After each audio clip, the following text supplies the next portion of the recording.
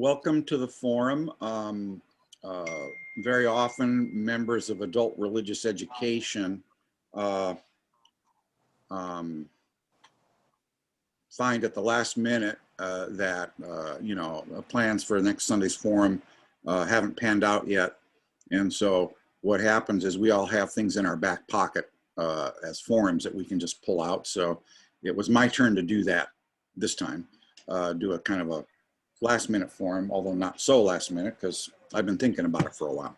Anyway, we'll be talking, hopefully having something going on this morning, whether it's a talk or some, worship or something around Paul's letter to the Galatians, okay, which in your New Testament, where there's the four Gospels, then there's Romans, then there's 1 Corinthians, 2 Corinthians, and then comes Galatians. Okay, I'd like to set the stage a little bit for it, and then maybe just have a little bit of stillness, and then we'll go into some more depth on it. So Galatians is one of the four epistles of the Apostle Paul that is considered, and I know this may shock some of you, but modern scholars don't think that Paul necessarily wrote everything that he was supposed to have written. That's in the New Testament. But the four that he is most likely to have written are Romans, 1 Corinthians, 2 Corinthians, and Galatians. So Galatians is a fair degree of certainty that someone that we would recognize as Paul wrote them, or people wrote them for him, or however that happened. And Galatians is also the only epistle that was written not to a single congregation, but to congregations over an entire area. Galatia is what corresponds to modern central Turkey. If you think of Turkey on a map, you know how it kind of sticks out there into the Mediterranean and the Black Seas above it. Galatia is the central area of Turkey. Of course, it doesn't exist today, as it was a Roman province. And it includes Ankara, the capital of Turkey, and a bunch of other cities. So Paul, in the book of Acts, he goes there, he goes to these churches and founds congregations several times in the course of his ministries. And so the book of Galatians is, or the epistle of Galatians is something that he wrote, supposedly wrote to all these churches. So it was probably kind of a circular letter. One more thing about Galatians has, it's very short. It's about the size of a Pendle Hill pamphlet, I guess, So in preparation for this over the last few years, I've read it a couple times all the way through, and maybe once or twice, looked at different parts of it. It's very quick to read. Is anyone here? I think I know at least one person. Anyone here from a Lutheran background? Grew up Lutheran? Okay, Erica. If you grew up Lutheran, you may have heard more about the book of Galatians than a lot of other people. And do you want to say anything that you remember from your upbringing, Erica, about that? I can't say that I remember it, but it sounds real familiar. Yeah, it was important. I have to go back and read it now. It has been, 50 years or so, 60 years. So Martin Luther wrote a commentary on Galatians. He thought it was very important. In fact, Galatians was arguably, he's actually said things close to this, was arguably his favorite part of the Bible. Okay. There's a quote from him where he says something like, Galatians is my epistle. I am wedded to it. It is my Catherine von Bora. Catherine von Bora was his wife's name. So he really liked this book. He really liked this epistle. Okay. So is anyone else familiar with Galatians? It's not an easy book for those of us who aren't more conservative theologically, or more mainstream, and most of us aren't. So I wouldn't. But is anyone familiar familiar with it? Okay, so I'll just tell you in one or two phrases why it's considered to be so important, and then we'll go into some silence, and then we'll go into the details, and maybe have a query or two around it. It's considered to be so important because it is probably one of the clearest, most forceful, definitely very forceful, most forceful statements of that central doctrine of Protestant Christianity anyway, which is that you are saved by the grace of God and not by the works that you do. Okay, and the frame for it, the frame that Paul uses for it, is opposing the opposing factions within early Christianity between the people who said to be a Christian, all you have to do is accept the grace of God and the sacrifice of Jesus on the cross, which Paul was very big on, versus other people says, yeah, you need to do that, to be a Christian and everything, but you also need to become Jewish. You need to follow the Jewish law. You need to get circumcised. You need to follow all the other laws. And so there was that tension. Paul was on the first side, by the way, although he was an observant Jew as well. But so that's how he frames the idea that it's the grace of God that you need, not following any rules, any particular set of rules, the law, as he says it. So that's basically what Galatians is about. We are going to spend time on the setup for this, because I think that's kind of fun to follow, because some very juicy stuff he says in there, and we're gonna talk about that too. He really dishes on the rest of the church in some very interesting ways. But that's the setup, and that's what we're going to talk about. And I think what I would like us to keep in mind is a query I have, or a double query, which is, as we talk about this, think, does this really work for me anymore as a 21st century, liberal Quaker? Does this work for me? And whatever your answer is, why does it still work for me, or why wouldn't it work for me? And so, and I'll just say one more thing. This is a personal note. I grew up in a Protestant pastor's home, and so I learned about all this stuff. But there was something in me, and that's why I'm where I am right now, that it just didn't work for me. It wasn't that I was an unbeliever. It just didn't work for me. It didn't, call me. This whole idea, why did somebody have to die for me? Okay, fine. If that's what you say, that's fine. But it never worked. So I kind of drifted away. And Quakerism was kind of my re-entry into some of this stuff. So I'd like you each to think, even if you haven't encountered Galatians itself, but as we talk about this, think about, how does this work or not work for me, and why anymore? So with having said all that, we're going to go into some stillness now, and then I'm going to break the silence with a little bit more detail, and then hopefully we can have a kind of either worship sharing or just a discussion around this. So let's do a bit of stillness, a little bit of silent worship.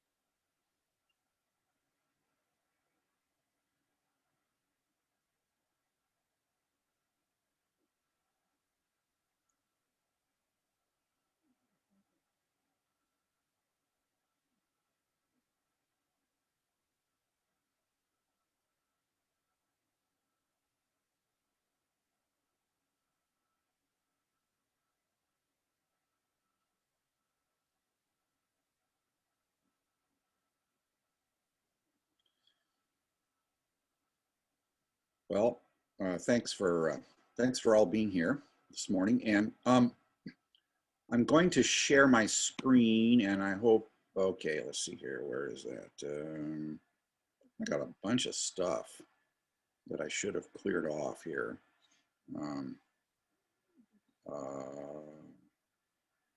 Maybe I'll come back to that in a little bit, because it's way more than I can. I've got so many tabs open, you know, I can't. I can't. Yeah. Well, I'll get to that in a moment. But let's see if I can just go over here and find my. Gosh, I got about 20 tabs open here. At any rate, let me ask you this. So Paul's a figure that if anyone knows anything about Paul, I think we've all heard a few things. And there are things, in fact, that have kind of gotten into general discourse, and sometimes we aren't even aware that we're talking about Paul, you know, when we talk about them, like and that a lot of them refer to the backstory. Anyone here tell us real quickly, what's the story of how Paul became an apostle? How did he become a believer?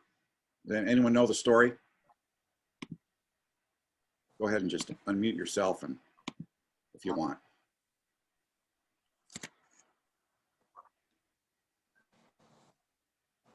Well, was that the story? I think he was very. Go ahead, Joanna. No, it's all right. No, go Somebody ahead. else can go. You're the only one. Okay, Well, Galia was starting, and I you were don't starting. remember.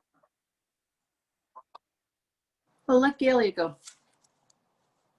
Well, I think that what I recall was that Paul was on the way to Damascus, and he had a religious experience.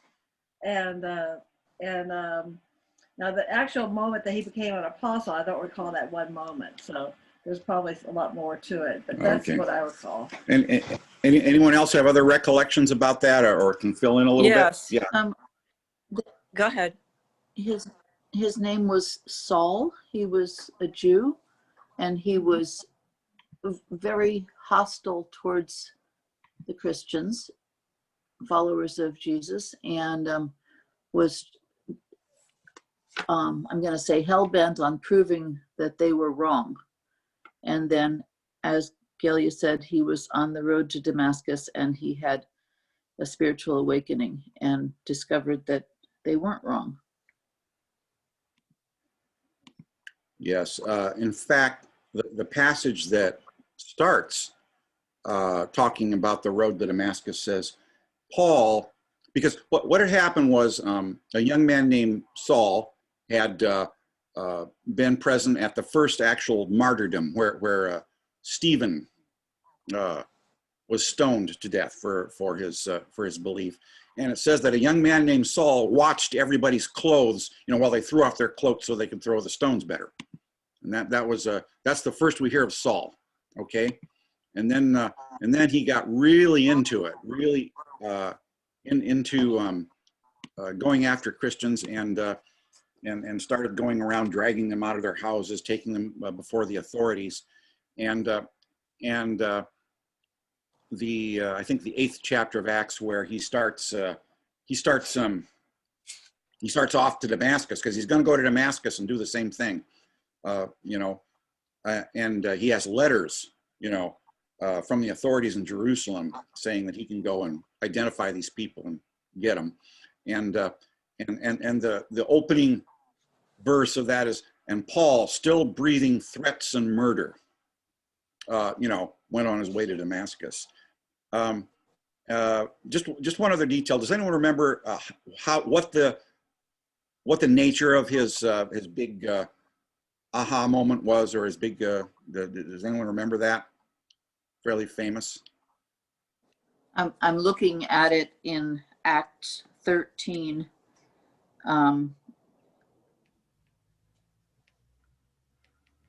he became blind. Yes. He was struck Yes. blind. Yes. He was struck blind on the road to Damascus and fell off his horse. And a voice saying, Saul, why do you persecute me? I'm Jesus, the one whom you persecute. And then Jesus tells him to go into Damascus and wait for further instructions. So, yes. And then he's blind for, I forget how long it is, 3 days or something like that. And then a guy named Ananias, a Christian named Ananias, goes to heal him, and God tells Ananias to go do it. And Ananias says, "That guy?" He says, "He's going to arrest me. Why would I go?" But he goes anyway, and he heals Paul and baptizes him. And this is where a phrase we use in English, we sometimes don't know where it comes from. Some scales fall from Paul's eyes. You know, you ever heard the phrase? You know, the scales fell from my eyes, and I saw. So that's Paul's conversion experience. And then he goes around. He completely does a 180, and he goes around. You know, just preaching up, you know, the gospel all over the place. And so people are really, really confused, you know, about this. And when he first goes to Jerusalem, no one wants to meet him. You know, back to, you know, the main church in Jerusalem, no one wants to meet him because they're scared, you know. And then finally, other people who've been with him recently say, no, he's good. And things go on from there. So Paul does a lot of traveling, a lot of missionary journeys. He's very famous for that. That's why he wrote all those letters. They were to the various congregations that he either found or founded over the Eastern Mediterranean. And then he and he makes a couple of trips back to Jerusalem to confer with the church elders there. Okay, and this is where it gets interesting for purposes of Galatians. Because there are there's the party of the party. Sometimes it was called, at least he calls them, his party or his group of people, which are the you know, faith, believe in the crucified Jesus, and in fact, if you read Paul's writings and hear what Paul's preached, you hear very, very little about Jesus' life from Paul. If all we had were Paul's writings to reconstruct the life of Jesus, all we'd know was that he died. You know, that's almost all we would know. And I think he does talk a little bit about you know, the Last Supper. You know, about how the Eucharist should be performed. But that's about all we would know, because that's what he focuses on, is the sacrifice that was made for us. You know, and that saved us, and that all we have to do is believe in that. Okay. And so that's his party. He's my gospel, or he doesn't call it my gospel, because the real gospel, versus the party of what he calls the party of circumcision. In other words, the people who claim you have to, no, Christianity is a Jewish thing, and you have to, okay, there's all these Gentiles that you've been converting, but they need to become Jewish, you know, to really, really, really get all the benefits of Christianity. That's the argument of the other party, and those people, a lot of them are centered in Jerusalem. So I will now see if I've got my screen uncluttered enough. Howard, I've got a question. Yes. Is my recollection correct that in the genuine letters of Paul, of course, he didn't write all those letters. Right. In the genuine letters of Paul, he never talks about the resurrection. Is that correct? He does. Well, let's see. You know, you're right, because I'm thinking Romans, 1 Corinthians, 2 Corinthians, and Galatians. I want to say he hints at it in Romans, but it's not a big thing. I mean, he talks about, you know, gee, I've got to remember where these are. You might be right about that. There's something major in traditional Christian theology that Paul never talks about. I know this because, you know, of my father was like your father was a preacher type. He was actually an Episcopal clergyman, although we attended Friends meeting a lot right after the war because he got discouraged with the Episcopal Church for a while. That was where I was introduced to Friends in Doylestown. Oh, But you know, I had a fairly extensive education in that kind of stuff, and that was my recollection. I'm not certain that it's true, but it is what well, I know. There's something that was left out that's considered major in Christian theology that he never talked about. one of the things that he doesn't talk about is any of what we would call the social gospel. You know, although you will see in Galatians, in a moment when we read that, he talks about the how the church in Jerusalem said, okay, you know, go ahead and preach this gospel, but remember the poor. And he said, okay, yeah, he said, I was going to do that anyway. That's about as close as he ever gets to something that we would think of as the social gospel. And that may be why, you know, people of our persuasion don't pay as much attention to Paul, you know, because he just doesn't talk about that. You know, there's no, other than a reference here and there to things like that. And no, there's no acknowledgement that this is something Jesus enjoined us to do, you know, or anything like that. And I'm not sure if that's what you're referring to, but you could be right, because the four, what they call the major letters, you know, Romans, 1 Corinthians, 2 Corinthians, and Galatians talk about salvation, but they don't necessarily say salvation means you're going to rise again, you know.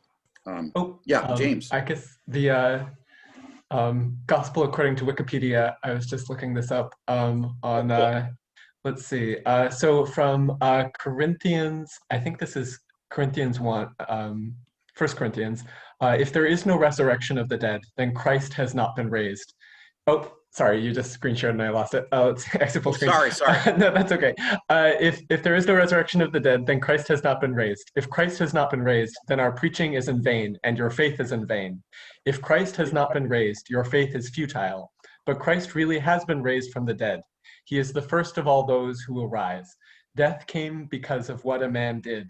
Rising from the dead also comes because of what a man did. Because of Adam, all people die. So because of Christ, all will be made alive. Thanks, Okay, James. well, that helps a great deal.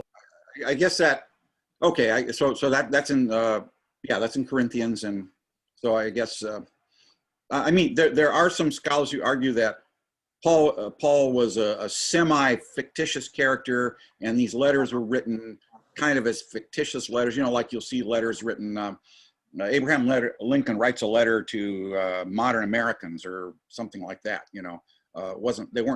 They weren't forgeries as such. They were just kind of a literary device. But I think that's not the majority opinion. The majority opinion was there was a guy going around, you know, doing missionary work, and he did write some letters, and we at least have a form of some of those letters. So I you're have right a about question, that, Howard. yeah. yeah, go ahead. In terms of the four Gospels, Yeah. were these letters of Paul's that are attributed to him written down before the four Gospels? It seems like they would have been. That is the majority opinion of scholars. That, for instance, we know from internal evidence, like, okay, for instance, in I think in 2 Corinthians, he refers to being chased out of Damascus by the king of the Roman province that Damascus belonged to, and we know that king died in the year 39. Okay, so Paul had to have been active before the year 39. You know, had to have been converted sometime before the year 39, and so he was probably dead by by the year 70 or so. I forget the exact chronology. I think well before that. The first gospel wasn't written till sometime in the 70s, probably as a response to the Roman destruction of Jerusalem in the year 71. So I want to mention that the author has been most helpful to me in understanding Paul and the history of it is John Dominic Crossan. And he wrote a couple of books, In Search of Paul, and also there's one called The First Paul that he wrote in collaboration with Marcus Borg. And he breaks down the timeline, you know, what Paul probably wrote, what he probably didn't write, and also has some, you know, theological reflections on it from a very progressive theology. So, you know, it gets pretty deep, but I really enjoyed those. Yeah. What was I going to say about Crossan? Oh, well, it'll cross my mind again, I guess. Well, Crossan, and Crossan does try to bring Paul back into a more, shall we say, radical or social gospel tradition. I mean, he doesn't try to, but he talks about Paul as being opposed to empire, you know. And therefore that's kind of a rehabilitation of Paul's. Well, that's kind of the structure of all of Crossan's writing is, you know, the church and the empire, and So he situates Paul within that. Then now Borg also always liked it. I found this a helpful frame. He talks about the pre-Easter Jesus and the post-Easter Jesus. The pre-Easter Jesus being the historical person or legendary person, and the post-Easter Jesus being all the theology that was written about the resurrection and forward. And you know, Paul, if you think of it, Paul is writing about the post-Easter Jesus. Paul focuses on the resurrection. I think I saw a chat. Is it a chat from? No, he just tried to speak. Bill. Oh, Bill, were you trying to speak? Bill Jeffries? No, I'm fine. Okay. Delia thought she saw you there. So let's take a look at the opening of the letter to Galatians. So remember, the letter to the Galatians is not Paul's most gentle. Let's just put it that way. He's a bit combative in this letter, and that's maybe why it's seen as such a strong statement. So I've got my screen shared here with the opening from Galatians. And would someone like to, who's either unmuted already or would like to unmute themselves, read the first 7 verses of the first chapter? Anyone want to do that? I'll do it, Howard. Actually, the first 8, please. First 8, yeah. First 8, okay. Yeah. Paul, an apostle, not from men, nor through man, but through Jesus Christ and God the Father, who raised him from the dead, and all the brethren who are with me, to the churches of Galatia. Grace to you and peace from God the Father and our Lord Jesus Christ, who gave himself for our sins to deliver us from the present evil age, according to the will of our God and Father, to whom be the glory forever and ever. Amen. I am astonished that you are so quickly deserting him who called you in the grace of Christ and turning to a different gospel. Not that there is another gospel, but there are some who trouble you and want to pervert the gospel of Christ. But even if we, or an angel of heaven, should preach to you a gospel contrary to that which we preach to you, let him be accursed. Thank you. So he's pretty exercised about something, you know. Notice in his greeting, there's some pretty standard Pauline greetings that the first 5 verses usually have in his letters. You know, Paul, an apostle or a servant of Jesus Christ, peace, you know, and grace to all of you through Jesus Christ from our Father, and he goes on like that. But notice in just the first chapter, he has to get that in. I'm an apostle, not from men nor through man, but through Jesus Christ and God the Father who raised him from the dead. Okay, he's really insistent on that. Okay, and so he And let's look a little bit down, verses 11 and 12 there. Hey, Howard. Yeah, go ahead. Yeah, I was just going to say before you move on, I think that Paul, as a philosopher or theologian, I think those first 8 verses kind of summarize what I like about him and what I don't like about him. Yeah. What I like about him, and he doesn't really say it much here, but Paul was the apostle for the Gentiles as opposed to Peter, right? Exactly, and that's how I think he characterizes himself right here that way. Yes, he may later, but yeah, and maybe he does, but that part, in other words, this is universal.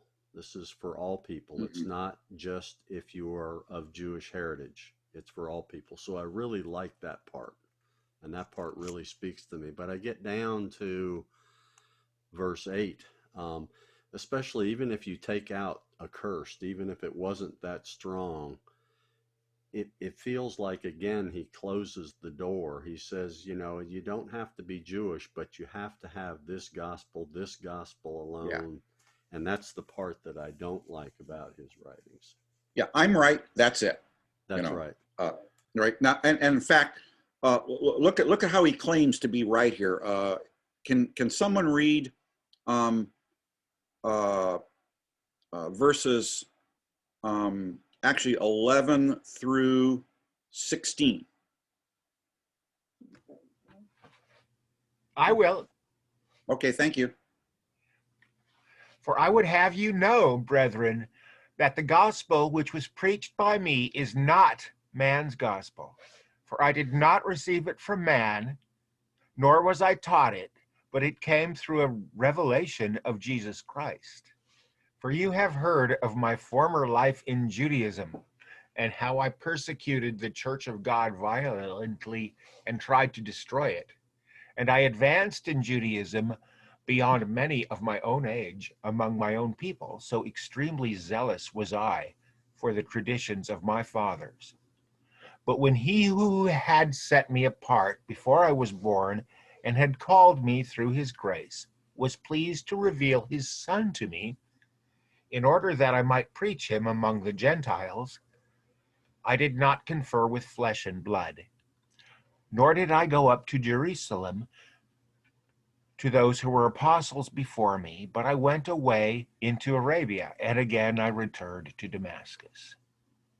Then after 3 years, I went up to Jerusalem to visit Cephas and remained with him 15 days. Is that it? Yeah, thanks. Okay. And you may be wondering who Cephas is. I think he's called this several other times throughout the New Testament, but Cephas is the Aramaic form of Peter, okay, or Kephas, as it would be pronounced back in the day. So Cephas is he's just saying Peter. He talked to Peter. So he just,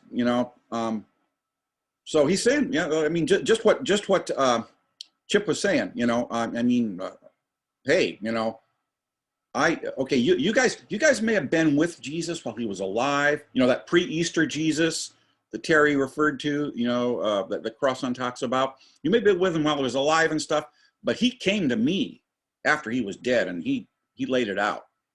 I mean, we have that, that revelation on the road to Damascus, maybe that was what he's referring to, or subsequent revelations.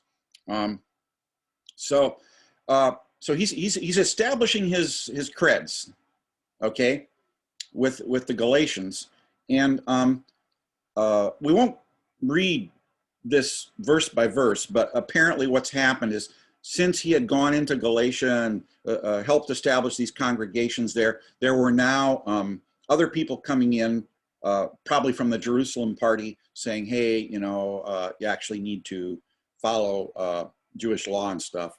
And he's reacting very, very strongly to this. And so, and here's where he really gets into some of the controversy. I'm in chapter 2 here. And how are we doing on time? Always goes faster than we think. You've got about 2 minutes. Yeah. So chapter 2 here. So let's read what you can see on the screen. Those of you who have it on a computer. 1 through anyone want to read verses 1 through 9 of chapter 2 that I have on the screen here? Oh, actually, Howard, I'm sorry to derail things. Something just occurred to me about what we just read that I thought would be interesting to share. Just an odd sort of agreement with kind of Quaker perspective in what we just read, in that when Paul wants to say why his gospel is authentic or is true, he makes a big point that it's not from tradition, that it's not something he got from other people or from sort of was passed on to him, but was something that he got from direct religious experience. And that's what makes it authentic and true, is that it's not from other people, it's that it's from something he experienced himself. I mean, though, as Chip points out, then he goes and closes the door to anybody else's experience, and he says, like, okay, but that was the final experience, like that was the real one. No other stuff. But that sort of agrees in an odd way with sort of the Quaker perspective of like this not being something that the authentic or the truth or the authority not being from the tradition, but from the experience. Okay. Can someone read verses 1 through 9 of chapter 2 there, which is, I think, up on the screen? Anyone want to jump in?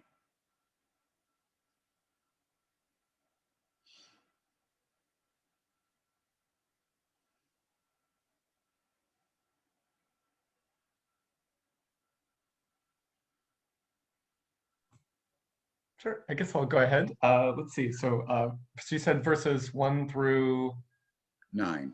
9. Okay. Chapter 2, verses 1 through 9. Then after 14 years, I went up again to Jerusalem with Barnabas, taking Titus along with me. I went up in response to a revelation. Then I laid before them, though only in a private meeting with the acknowledgement leaders, the gospel that I proclaimed among the Gentiles, in order to make sure that I was not running or had not run in vain. But even Titus, who was with me, was not compelled to be circumcised, though he was a Greek. But because of false believers secretly brought in, who slipped in to spy on the freedom we have in Christ Jesus, so that they might enslave us. We did not submit to them, even for a moment, so that the truth of the gospel might always remain with you. And from those who were supposed to be acknowledged leaders, what they actually were makes no difference to me. God shows no partiality. Those leaders contributed nothing to me. On the contrary, when they saw that I had been entrusted with the gospel for the uncircumcised, just as Peter had been entrusted with the gospel for the circumcised, for he who worked through Peter, making him an apostle to the circumcised, also worked through me in sending me to the Gentiles. And when James and Cephas and John, who were acknowledged pillars, recognized the grace that had been given to me, they gave to Barnabas and me the right hand of fellowship, agreeing that we should go to the Gentiles and they to the circumcised. So he's saying, hey, we kind of split, we kind of divided this up and we left on amicable terms, that's how he's doing it. And so there's this maybe impression that someone's horning in here. They came to Galatia from that party and what's the deal here? And then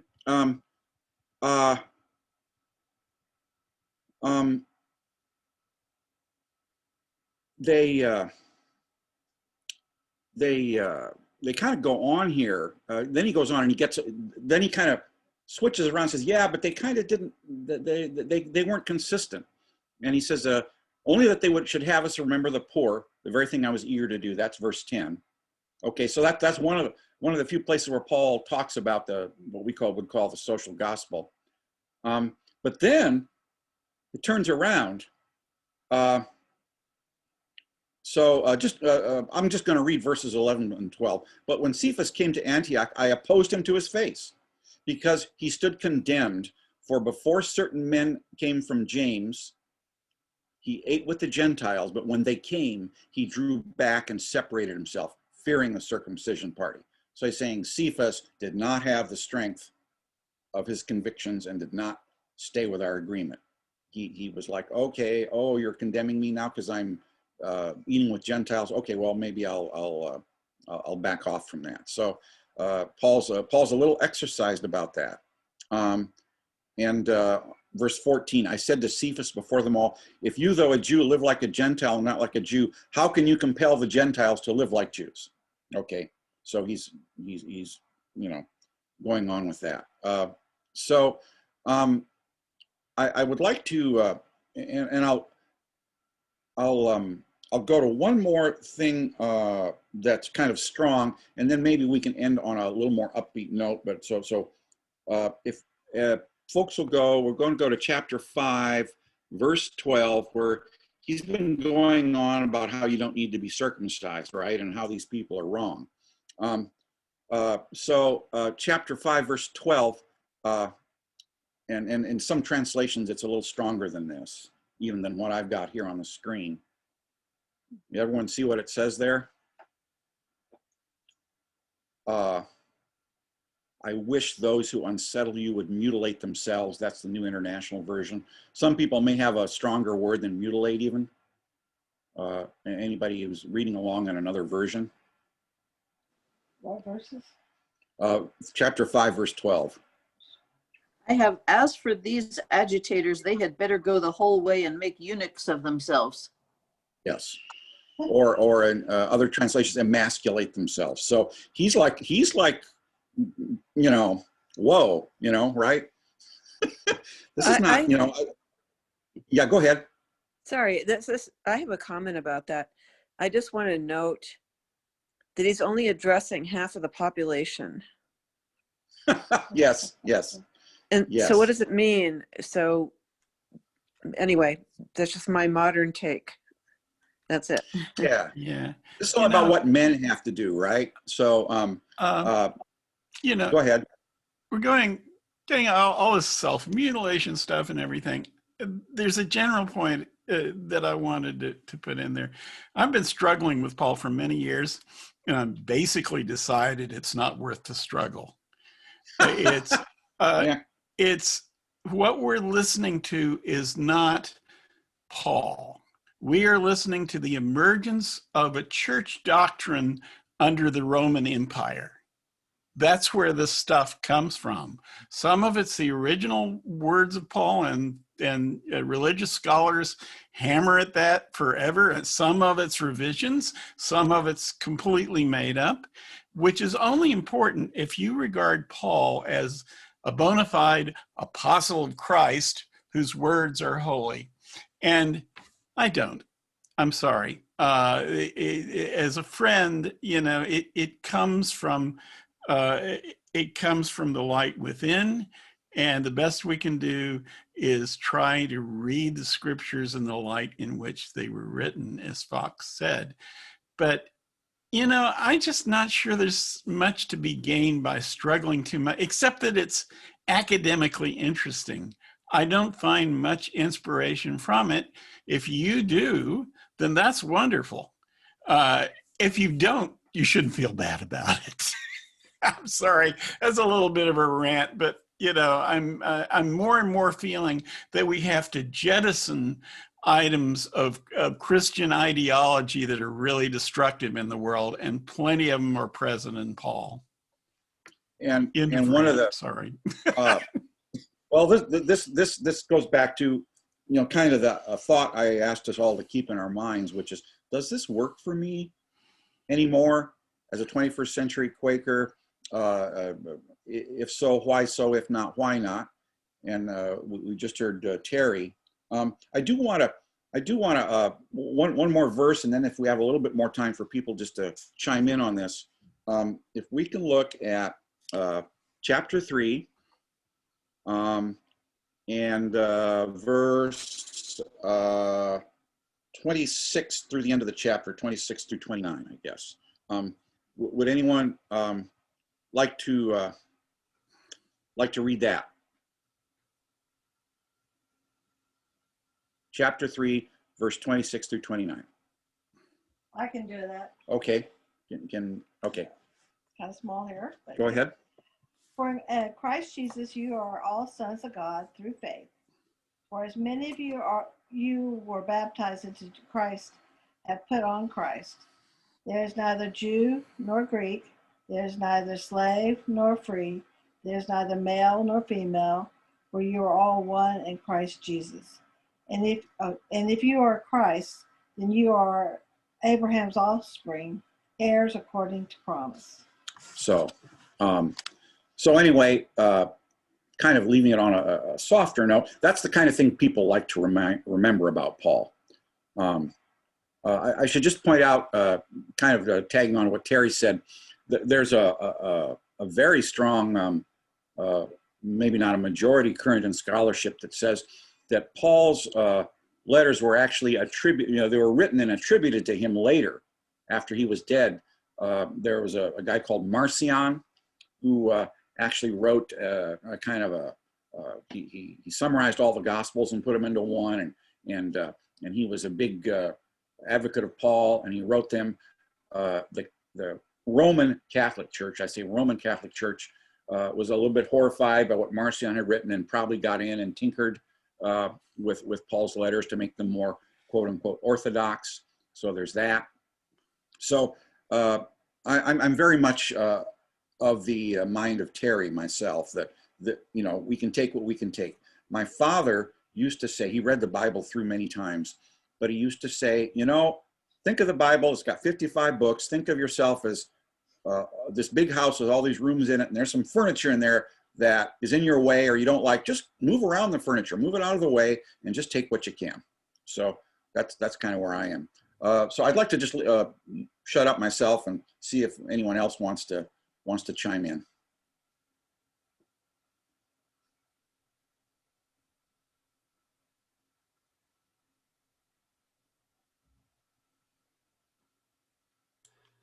Howard, I think for me, I went to a Southern Baptist University in North Carolina, and I think for me during those particular years, kind of the study of the historical Jesus or the historical Bible kind of troubled me.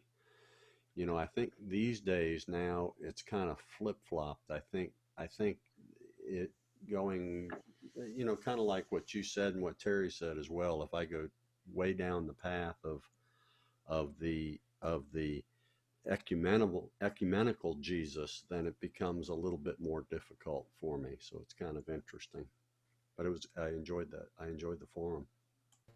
Mm-hmm. Well, we can close with some silence, and if anyone wants to speak out of the silence to this, please go ahead and do so, and otherwise we'll just kind of transition into worship.